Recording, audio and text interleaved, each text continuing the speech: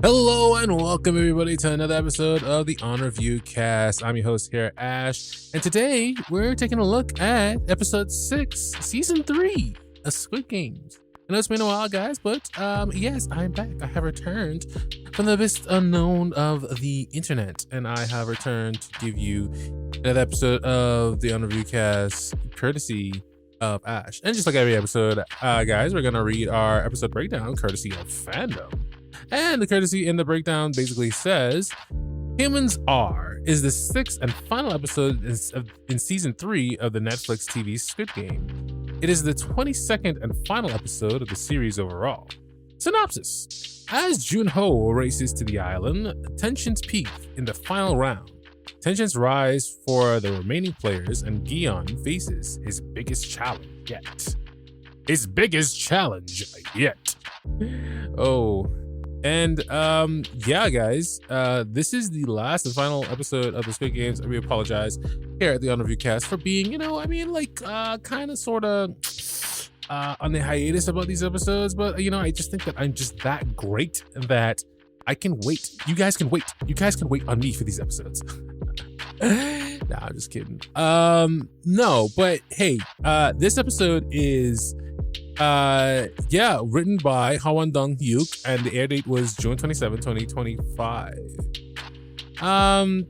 So this is the final episode of the Squid Games, guys, and if you made it all the way here, to this episode, and on this, climactic, engaging journey that is Squid Games, thank you so much for, being with me. Thank you so much for listening. I really do appreciate it, sincerely. It's been a journey. But anyway, yeah, let's just get into this. So essentially what happens in this episode is, this is also, guys, if you've never been here before, don't forget to like and subscribe. This is a show where we basically essentially break down episodes of a series, and we talk through them, and we go step by step exactly what happens and how I feel, like, give my funny antics and my opinions about them. So like I said before, without further ado, let's go. So in this episode, essentially what happens is that Gion is facing off in the finals. Last we left off with the baby and player 333. Essentially the crypto guy who is the baby's father. And dun, we've reached this climax as to where the game essentially is just about to start, and he walks over to the other platform. And he's kind of like, put down that baby, put down that goddamn baby. And it's I found this episode to be like really, very overall, I guess, very, very interesting. And like, obviously this is supposed to be like the final swan song for, like, what's happened in Squid Game so far, what's happened in the games so far overall. It's a commentary on greed and life, and how humans are just like the title says. And it's actually it's amazing, right? It's a deeper commentary, like I said before, on everything. It's a deeper commentary on, how we act and how we behave and how we kind of coordinate ourselves as human beings when it comes to actually working inside of the world and working with one another, working with money, especially money as being a big theme as a part of this. So it's I feel like this episode, I know a lot of people didn't really like it for several reasons, but this is a combination of that. Anyway, staying on track. So there's this baby that Gion's basically essentially trying to save. And this baby, player 333, the crypto guy, basically essentially, who is the dad, he's given, I don't give a fuck vibes. I don't give a fuck about these about this baby kind of vibes. And I know a lot of you are not believing me when I say that, but like he really is, like, because I feel like he's, before the game even starts, he was trying to tell him to, like, basically essentially kill himself and don't he was trying to, Guillaume was trying to convince him that he's gonna, like, basically essentially eliminate himself, but he wasn't, like he said, like, essentially wasn't falling for it, according to him anyway.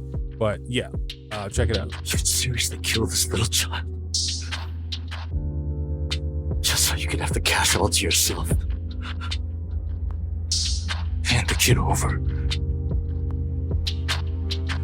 The bridge will close in 5 minutes. Now, honestly, I feel like in this section, like for sure, I felt like he was going to, you know what, the game hadn't even really started. I mean, he was out for, I think he was showing his true colors then. He was, because, you know, in the beginning when there was the multiple guys, he was like, oh, like, don't worry, like, I'll find a way to save all of us, you know, and the baby included because I'm the dad or whatever. He was just playing, but he was just playing the game, right? Similar to how, you know, the whole aspect of like, I feel like, again, the big commentary, the whole aspect of like, this is all a game. Life, in terms of like life, we've made it into this game of where, you know, we see certain individuals that become so selfish and that can be potentially so selfish. And you think that, oh my God, like, how can a person do this? But like, realistically, there are people out there who would like sacrifice their own child to get ahead further in life, just so they could go on and they could push themselves, you know, they can get to higher heights, despite the moral and ethically wrongness, just moral and ethically just wrong. Morally and ethically, yeah, just wrong. Morally, ethically, I was gonna say ethically unjust, I guess. I don't know what the word is, but ethically, just morally and ethically wrong to actually try to sacrifice, you know, someone else's life or someone else, whatever else, something else someone else has going on, to essentially be further ahead in life. But there are some parents out there that essentially do this. And I thought that this is a great kind of commentary, kind of sort of like on that. And Guion just basically is trying to convince him that, hey, like, look, if we don't both go, we both essentially won't make it. And then he starts to actually think of, it's funny because he starts to actually think that, oh, Guion is the actual father of this child, and he starts to actually freak out and say that, oh, why was he caring so much about you know, Junie and himself, which is a wild accusation to make, to think that, oh, like, yeah, Guion is the one who actually impregnated or whatever. I think it's that, you know what that was? That was a lot of like child mentality. So check it out. That's total shit, man. Do you know why I chose to go to this fucking hellhole? Because I was constantly getting fucked over by guys like you. Trust me, please. Save yourself. And save your child. Yeah? Why should I fucking believe you, huh? I made a promise. I swore. The child would be safe. You swore? To Junie? Why are you so obsessed with Junie? Did you know her outside here? Did something happen between the two of you? Yeah! Fuck me. So that's why the two of you were fucking inseparable! From the start, you two were hiding something! Come on, there's no time left! So it's that same mentality of just like blaming everybody else, blaming every. It's very it's very sad because, like, again, like, there's some people out there in this world that are just exactly like that, who are just like, oh, you know, it's everybody else's fault except my own. And I think that was kind of a defense mechanism. And in the moment he was panicking, there's like, there's got to be a reasonable explanation for him being so nice. It's like.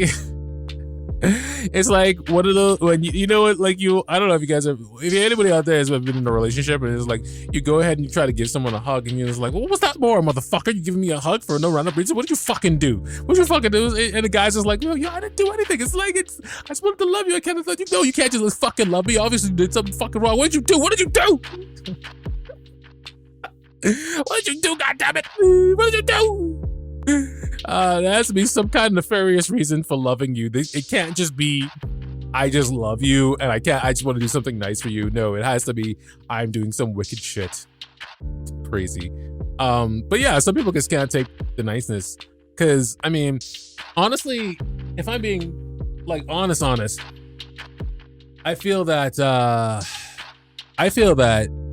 yeah, of course, Gion probably would have like sacrificed himself as soon as the game started. But the fact that he was coming towards him and being kind of like, back up, drop the baby, leave it on the other side. He had plans to murder his child anyway. He's showing his true colors of the greed anyway, and murdering this baby. Even if it wasn't a child, I mean, there was a way. Maybe what he should have done was tell, okay, grab the baby and then put the baby on his side. He could have done this, put the baby on his side, and then tell Gion, you know, hey, listen, so I know that I'm aware that you wanted to murder yourself, so you can murder yourself now, essentially. But no, he had plans to murder this baby from the jump. Also, something I want to talk about here is real quick in this scene.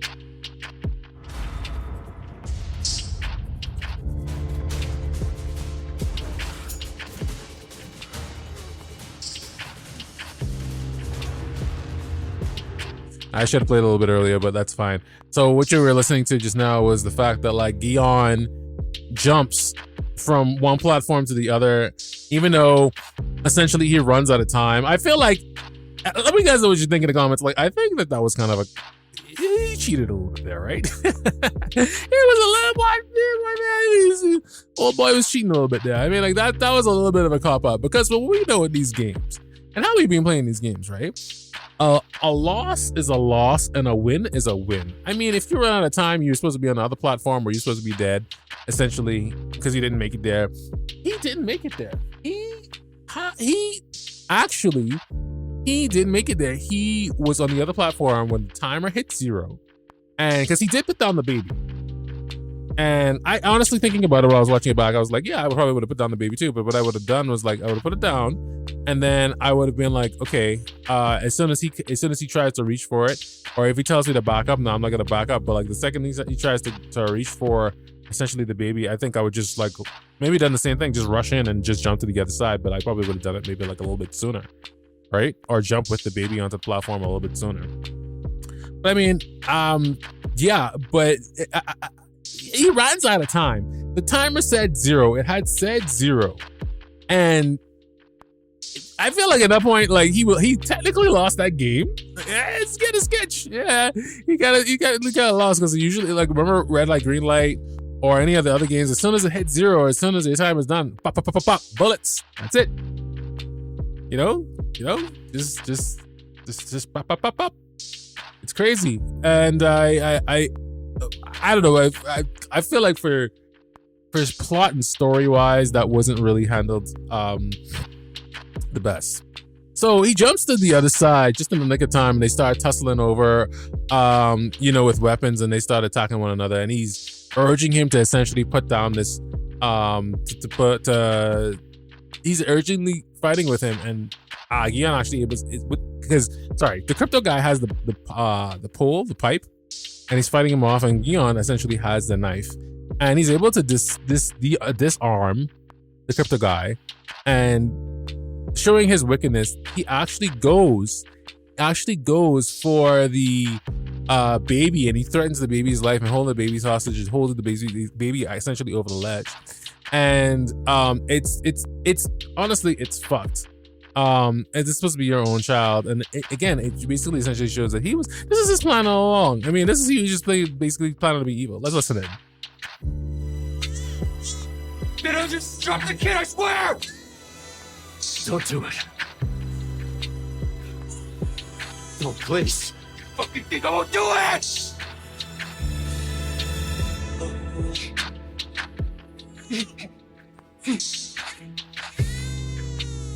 I'll just let go! Yeah! I'll do it! And he's sobbing and crying like a little bitch, honestly. Like, I mean, like,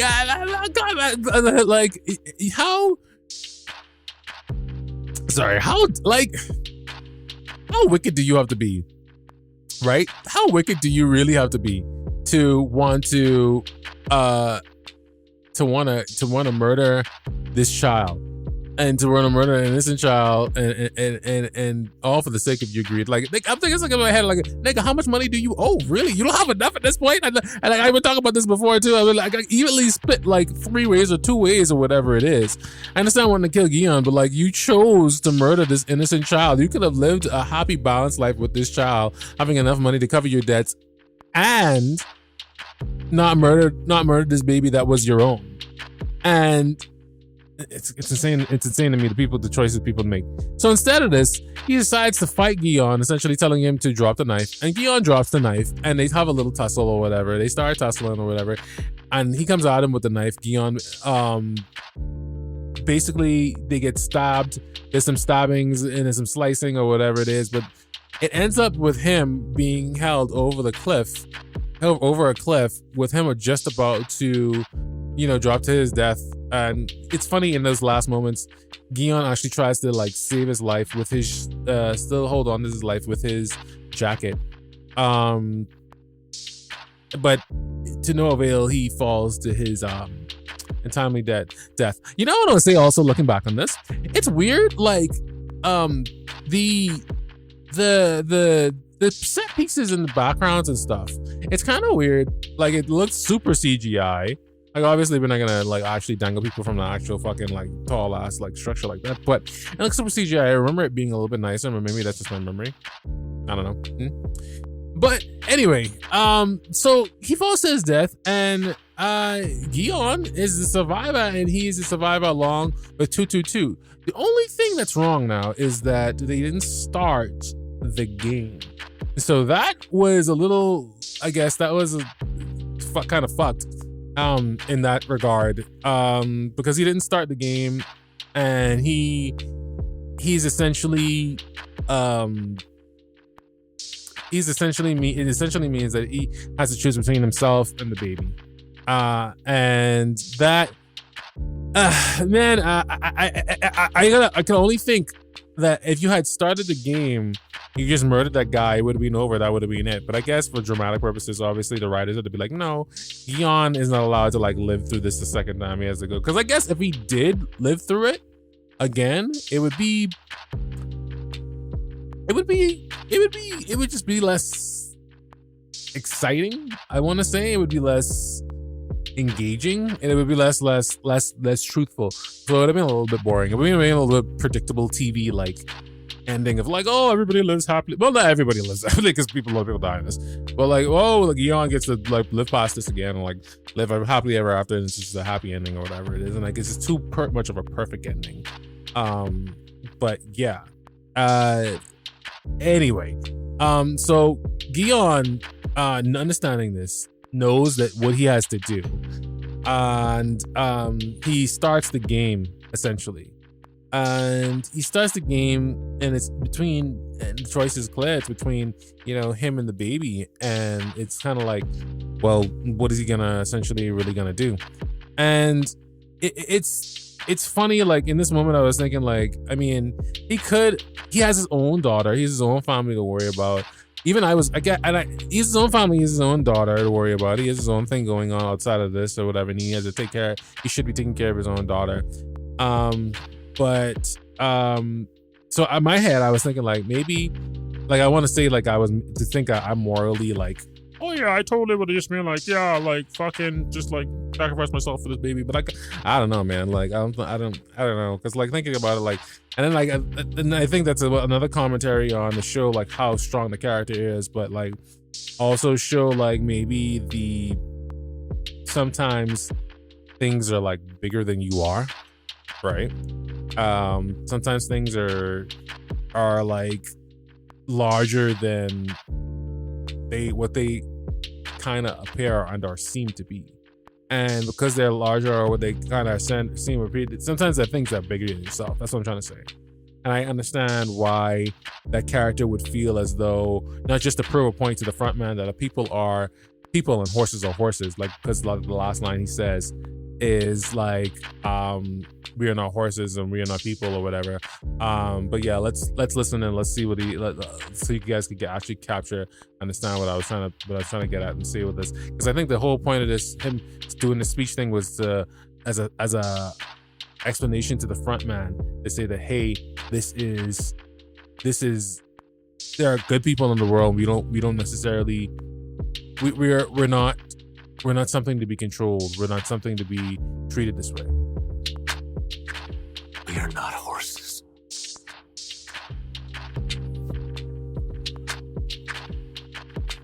We are humans.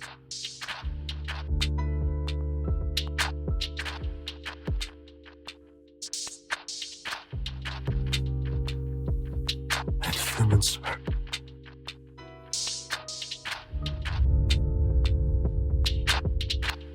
Yeah, and humans is basically his last and final words to the front man, and he falls off of the giant pillar, falling to his unfortunate death. And I think that was in my opinion, honestly, an appropriate end for Guion. I know other people didn't necessarily maybe agree that it should have ended this way or whatever.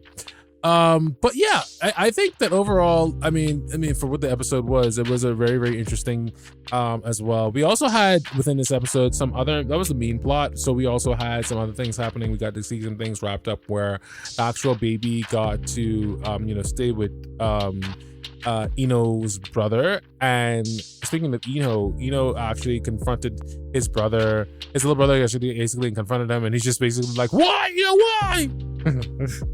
Everybody talks about that too, and it's kind of like, well, I think that scene, what else did you want from that scene? There wasn't enough time. This is a commentary, exactly, remember what it is, and what it was, I think. This is a commentary on humans, essentially. The last line of "we are humans," and humans are ... the actual title of the episode. The last line Guion, the main character, says.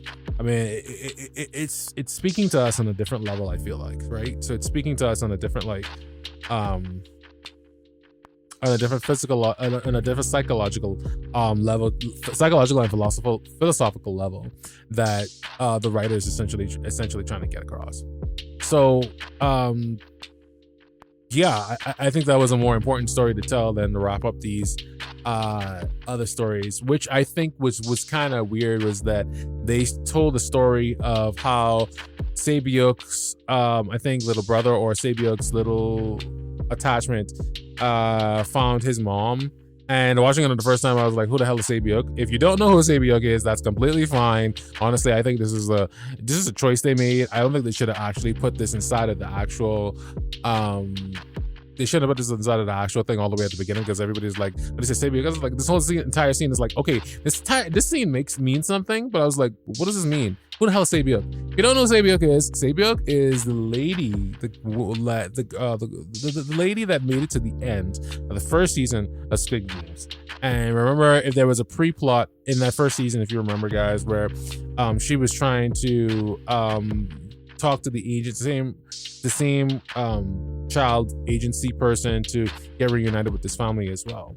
And this is where we see No-il, the girl, trying to find her daughter as well, taking out to try to find a daughter who's supposed to be in China as well. So they wrapped it up for her and her storyline as well. There's also some other subplots as well, with the guy and the little girl at the circus. He was trying to get back to her, and they wrapped that up pretty well as well. And he actually survived the island. He was the only other player that I guess survived and lived off of that island. But yeah, he's drawn a picture, and No-il made contact with him, essentially saying that, like, feeling that he had met her before, but yeah, so they wrapped that little story up. These are just like little side plots besides what happened in the main plot, like I explained earlier or before. And then I feel like something else that was kind of like weird, that they showed the guy that was playing rock paper scissors in the beginning. He got out, and he was kind of mixing it up with the other guy who was supposed to be his bodyguard, out there before he got attacked by that dog. And they bought a hotel together, or they got this hotel. And now it looks like they're trying to fix it up. One of the more significant things I think out of this is the last two scenes of Squid Game in this thing overall. So what happened was essentially goes to visit Dion's daughter. Shocking things, right? I think this is shocking because, one, I didn't know he cared. I didn't know he had a horse. I didn't know he cared. I didn't know he cared so much, or gave a shit so much about, his family and his daughter, that he would go ahead to go and visit her to bring her, her father's belongings. Well, also basically all it was the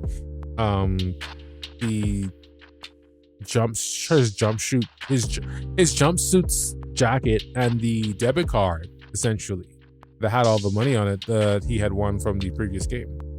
And it's also a commentary, I think, on how everything moves on to the next generation, and how the next generation essentially is the future. Talk a little bit more about that later, but we saw the baby who had a large sum of money, who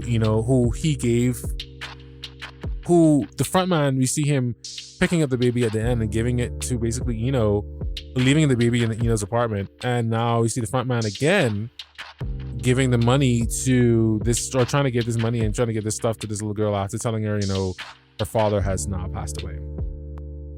It begs the question of, sympathy for the devil kind of thing.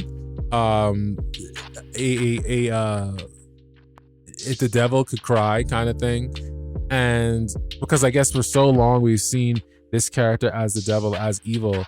I never really saw him as evil, as a character as evil or whatever. Because like from the end of season 1, I was kind of like, it feels like he's being controlled and manipulated to do all of this. I mean, he saved his brother's life. He could have killed his brother right there and then, but he chose to save his brother's life because he still feels some kind of human connection. Some of his story in X, Y, and Z that was told throughout this season about him losing his child in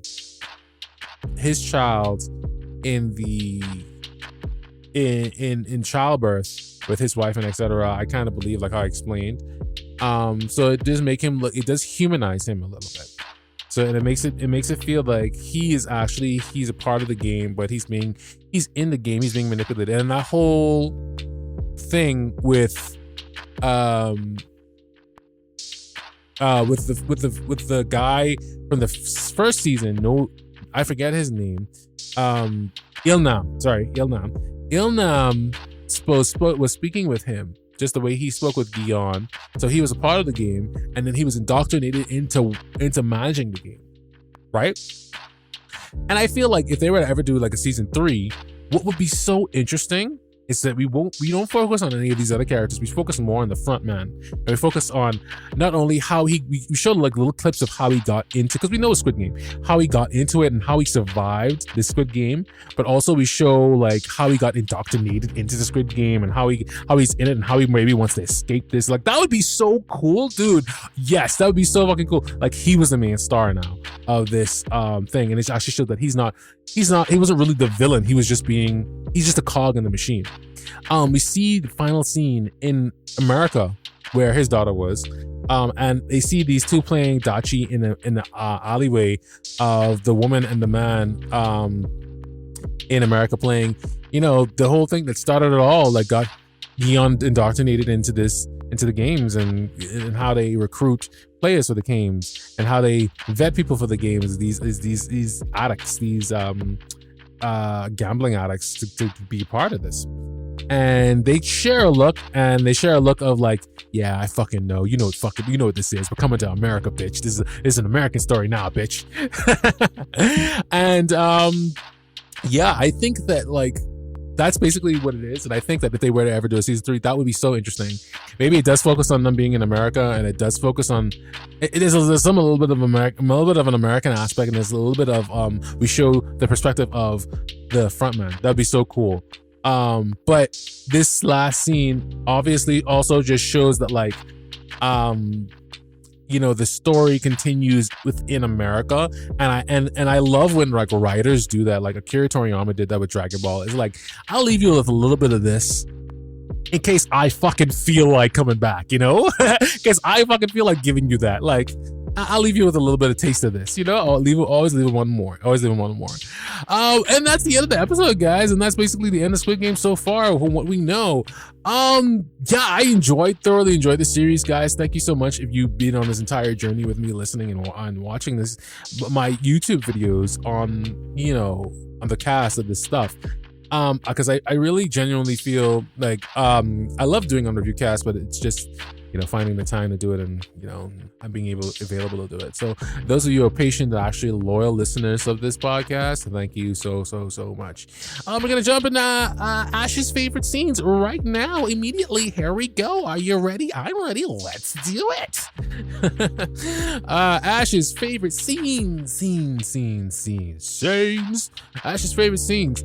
Ash's 5 signs. All right, so jumping into Ash's favorite scenes, I just gotta say right off the back, you know, the entire tussle, I think, with Gion versus this crypto guy told a story on a larger scale of, like, you know, young adult generations versus the old adult generation of, I guess, a bigger commentary of valuing life and wanting to protect that life. We see that all the way back from Gimja, but the scene where they were on the little bridge and he was trying to convince him to put down the baby, I think that was actually really cool. That comes in definitely at number 3 for me.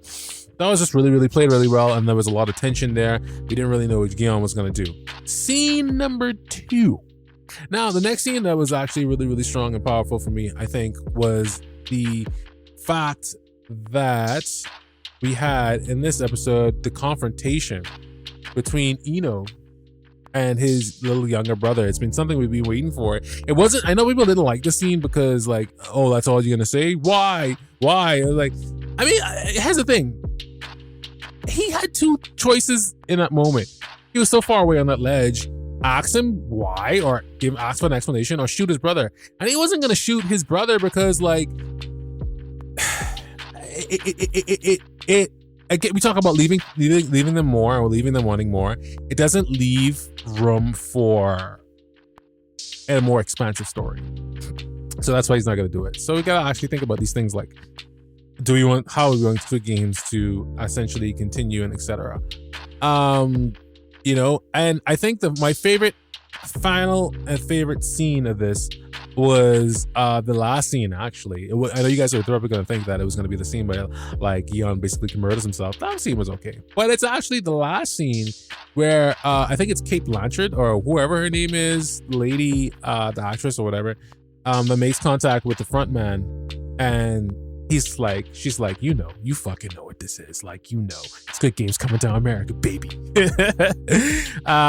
Yeah, and I like that scene because it expands the universe. Like I said, it expands the universe of Squid Game, and it also is kind of like it leads to that idea of that concept of, like, the front man is also trapped in this fucking game.